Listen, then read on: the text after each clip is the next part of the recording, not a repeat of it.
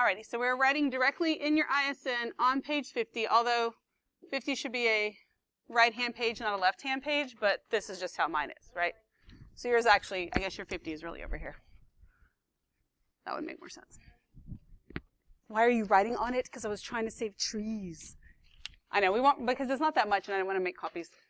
So our title for today, let me make sure I say this right. Yeah, Powers of the Imaginary Unit.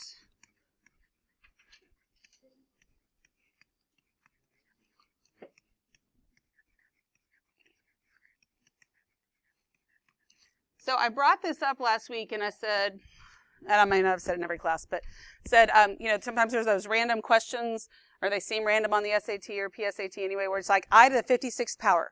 And every time I said it, I had at least a couple people in every class go, oh, yeah, so it's I squared, so we like divide by 2? No. I mean, everybody had the exact same reaction, but nobody was right. So I want to make sure we all understand how to do this.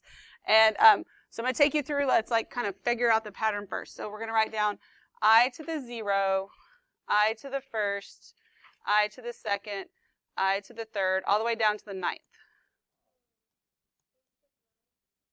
You can.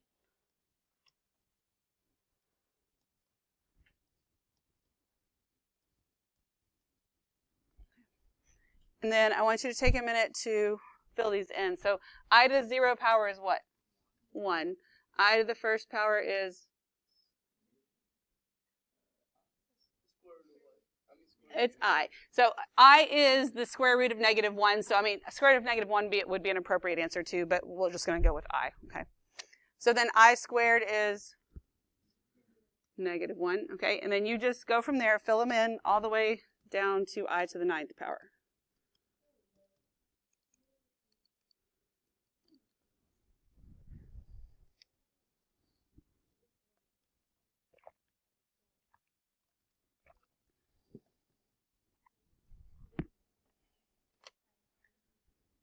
Okay, let me kind of clue you in on something that's a little easier to do here. I cubed, isn't that just I squared times I? Well, guess what? You have I squared multiplied by I. What's it going to give you? -I. And then I to the 4th is going to be I cubed times I. So basically you're just taking the answer before it and every single time and multiplying by I. Okay. Well, because I'm taking -1 and multiplying it by I, which makes it -I. Does that make sense? Okay. Look, if I did, so don't write this part down because I don't want to confuse you. But if I did 2 to the 1st, 2 to the 2nd, 2 to the 3rd, 2 to the 4th, 2 to the 5th, and so forth, right? So 2 to the 1st is 2. Then this is 4. Then this is 8. Every time, aren't I just taking this and multiplying it by another 2? I take that and multiply it by another 2. So I'm taking this and multiplying it by another I. And then taking that answer and multiplying it by another I every single time. Okay, now you have to reason through in your mind what those answers would be, but.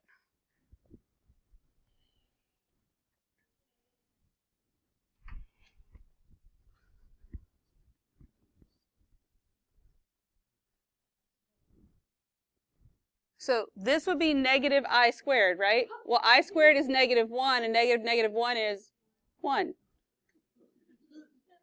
Then if I take that and multiply it by I get I. I take that and multiply by I get I squared, which is -1. Take that and multiply by I, so it's going to be -I. Take that and multiply by I, it's -I squared, so it's -1, which is 1. And then I. Okay? I'm just multiplying the number before it by I every single time. That's all that's happening. Okay, now, do you see the pattern that's happening there? It just keeps repeating, right? Now, if I do I to the 56th power, I really don't want to write out 56 numbers, or if it's I to the 287th power, I really do not want to sit there and write it out 287 times. You only have to know 4.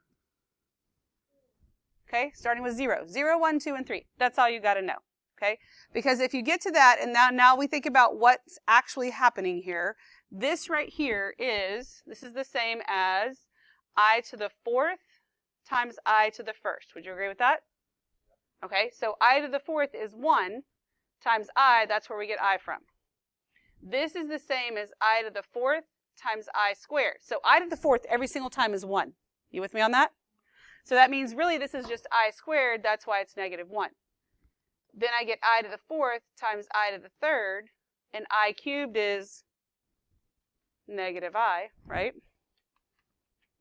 And then this is I to the 4th times I to the 4th. Well, what's 1 times 1? 1. Then this is I to the 4th times I to the 4th times I. Well, this is 1 times 1 times I. That's where I comes from. Okay, so do you see what's happening? That's still, we would have to write it out 287 times, which we're not going to do. But do you see what's happening here, right? If I can take out the 4th powers, then just what I have left over is kind of telling me what to do here. All right, so now look at it this way. Let's do I to the 56th power, because that's just the number that I don't know, I randomly came up with the other day. So if I'm going to do I to the 56th power, I'm going to take the exponent, which is 56. I'm going to take 56, and I'm going to divide it by 4, because this repeats every 4th time. Okay, so 56 divided by 4. 4 goes into 5 one time with 1 left over. 4 goes into 16. How many times? 4. And then what's my remainder? What's the remainder? If there's always a remainder. The remainder is 0. 0 is an important number. You know, y'all always, anytime they answer 0, you're like, I'm not going to open my mouth. The remainder is 0. Okay? So I'm going to take I to the 0 power, and that is what? 1. Because it repeats every 4th time. I'm dividing basically out all of the I to the 4ths. Every 4th one. Okay? All that this is based on is the last one. See? I to the 1st, this is really like I to the 0 power. Then I to the 3rd, I to the 2nd, because those are 1 every single time. So if you take out all the groups of 4, all of the groups of 4 make 1 every single time. It's always that to the remainder. Right, but they're not going to give you like 16. They're going to give you like 287. You know what I mean? Like it's going to be, you're going to want to actually divide, most likely. Most of the time, those numbers that you get are going to be so big that you can't just like stare at it. Does that make sense? Always divide by 4 because it repeats every 4th. So we're going to do a couple more. Let's do I to the 23rd. Okay? So I'm going to take I to the 23rd power. I'm going to take the exponent, which is 23, and I divide by 4. Okay? So 4 goes into 23 5 times. My remainder is 3. So I'm going to take I to the 3rd power. What's I to the 3rd power? Negative I, and that is I to the 23rd power also. And here, I guess I should have put, and this is equal to I to the 56th power. So I want you to try that pattern. I'm going to give you 2 more to do on your own. You're going to do I to the 18th and I to the 41st. Okay, try those on your own.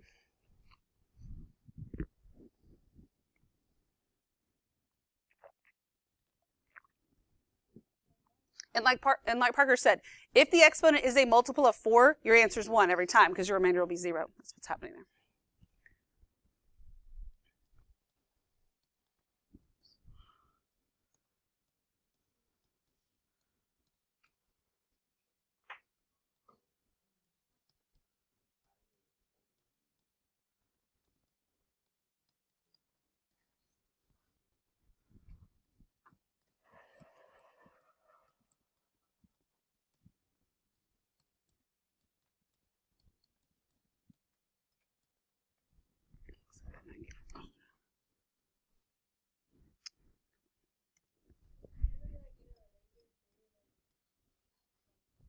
No, because once 4 goes in there, you don't have a remainder anymore.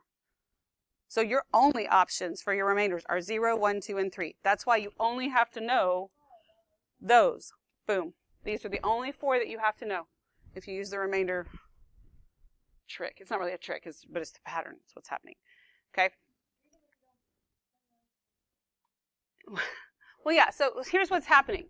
Here's what you do. If you get an I to the whatever question, okay, well, first of all, make sure it isn't like 3i to the 18th or something weird like that, but you're going to take the exponent and divide by 4. Oh my gosh, I wrote R. I meant 4. Hang on. Divide by 4. Then all you're really doing is, oh my gosh, what is wrong with me? Then you're just taking I to the remainder power. And it's only going to be 0, 1, 2, or 3. That's it. Now, if this question does come up on your PSAT or SAT, it's not like you're going to have 5 of them. You might have 1 of them. But it's always the question, I feel like they're all like, oh, I know what I is. I can figure this out. And then you spend forever trying to figure it out, you know, and you're trying to like multiply things out and you're wasting your time. So if you know how to get to it quickly, then you got it. You got the answer right and you can move on. Okay. Divide by 4, take I to the remainder every time. Okay. Easy enough? Now that I've said this, I'm going to have you work 4 of these on Khan Academy. And last period, I had somebody, they tried it, and they were getting it wrong twice. And I was like, what? He was like writing stuff out. What are you doing? I just showed you this. Like, use the pattern. That's why I'm going to have you do this, okay? You don't need to. Because once you divide by 4, it either divides evenly and your remainder is 0, or your remainder is 1, 2, or 3. So yes, I mean, you could write this out like we were doing here and like just take the 4s out. But that's not really dividing by 4. That's just like writing down my multiples. But you don't need to do this. This was just I could show you like what was happening. No. What's 100 divided by 4? What's the remainder? It's the remainder that's the exponent. It's not your answer. It's the remainder. So, okay. So these numbers right here, because actually somebody last period, they divided wrong on one of the ones they were practicing. And I was correcting them on what the number was supposed to be divided, but these numbers right here, they don't even mean anything, okay? They're just doing that to get to the remainder. This is the part that you're actually using. Okay, so that was a good question. That makes sense. Okay, we all good on that? Okay, so now I need you to start up your device and listen very carefully to your instructions here. You are not going to stpractice.org today. You're going directly to Khan Academy. The first thing that should pop up in Khan Academy, it should tell you that you have assignments, okay? It looks like there's 5 million assignments. Technically, it's 2. I just didn't know how to group the other stuff. So listen, okay? Khan Academy. And so the first thing that's going to be on there is going to be this right here. The title, I think the title is even the same. Powers of the Imaginary Unit. You're going to have to work 4 questions. And I'm pretty sure if you get it wrong, it gives you a hint, and then you get to work again. 4 questions total. That's your assignment on this, all right? And then there's like 20 other things listed. Don't let that freak you out, okay? That's all SAT stuff. None of it has questions for you to work. Most of them are little short articles to read. I'm not making you read a book, believe me. You should be able to finish this in class. There's 2 videos. One is like about 2 minutes. The other one is about 7 minutes. But you have to watch the videos. You have to read the articles. One of them that pops up, it gives you additional link, like 4 links to click on. You only have to click on the math one.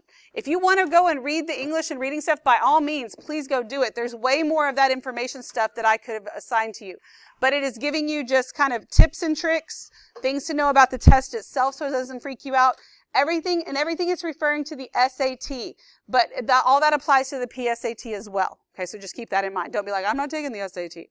So here's everything that's assigned in there is due tomorrow by 11:59 p.m. You should be able to finish in class, okay? Tomorrow in class, you are going to stpractice.org, but instead of me just saying that and some of you spending the whole time and others of you trying to waste time and spending like 5 minutes, you have to do a minimum of 40 minutes in stpractice.org tomorrow by 11:59. So if you mess around in class and you don't get it done, you got to get it done before 11:59. But, and somebody asked a very good question last period, is it based on like if we get the questions right or wrong? And to the answer to that is no. Because the whole idea of stpractice.org is it's giving you the ones you're struggling on, right? It's not giving you the stuff that you know you can be successful on. So don't worry about that. As long as if you're making mistakes, but you're going through and looking at the hints and you're learning from it, that's what I want, is I want you learning, okay? Does that make sense? You have until midnight to do 40 minutes. You have until midnight to do 40 minutes. There are 2 computers in the back of the room that you can use. But yeah, you've got 40 minutes, okay? If you're in Khan Academy, it pops up, right? You see it? Okay, go ahead and get started. Let me know if you have any questions, all right?